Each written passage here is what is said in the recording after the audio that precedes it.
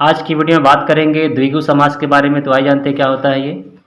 जिस पद में पूर्व पद संख्यावाचक विशेषण हो, मतलब कोई शब्द है और उसमें जो पहले शब्द आया हुआ है वो संख्या को बताता है, संख्या को प्रदर्शित करता है। कोई शब्द है उसमें जो पहला शब्द आया है उसके साथ में जो जुड़ा है शुरुआत में, तो वो संख्या के बारे में बताता है। इसी को हम द्विगु समास कहेंगे।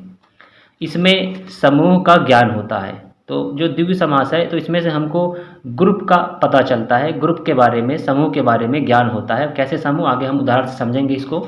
जैसे उदाहरण में है सप्त सिंधु, तो देखिए जिस पद में पूर्व पद, तो अब ये एक पद है यानी शब्द है, इसमें पूर्व पद यानी पहले वाला शब्द जो है सप्त, सप्त मतलब यहाँ पे 7, 7। अब साथ में सिंधु लगा हुआ है, तो यहाँ पर इसने क्या बता दिया, संख्या को बता दिया और सिंधु के साथ जुड़ गया, समूह का ज्ञान करा रहा है। तो इसका अर्थ होता है सप्त सिंधु का 7 सिंधुओं का समूह। उसी तरह से दूसरे उदाहरण में समझते हैं दोपहर। तो यहाँ पर देखिए दो लगा हुआ है और पहर लगा हुआ है, तो ये पहले आया हुआ है, तो पहला यहाँ पर आया हुआ है, तो दो, दो का मतलब संख्या, तो संख्या वाचक विशेषण की बात थी, तो यहाँ पर संख्या को प्रदर्शित कर रहा है।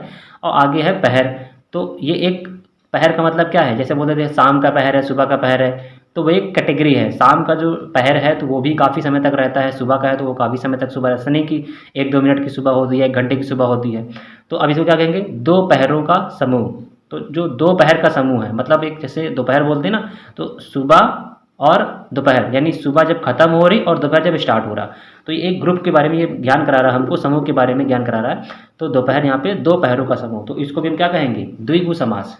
अगला जैसे उदाहरण है चौराहा, ठीक है, यहाँ पे चा शब्द आ गया, मतलब चौ यानी जैसे यहाँ पे देखिए चौ शब्द आ गया, तो चौ का मतलब ऐसे 4, तो संख्या यहाँ पर फिर आ गई, संख्यावाचक विशेषण, तो 4, और राह मतलब राह, तो 4 रास्ते, तो चौराहा किसको कहेंगे, 4 राहों का समूह।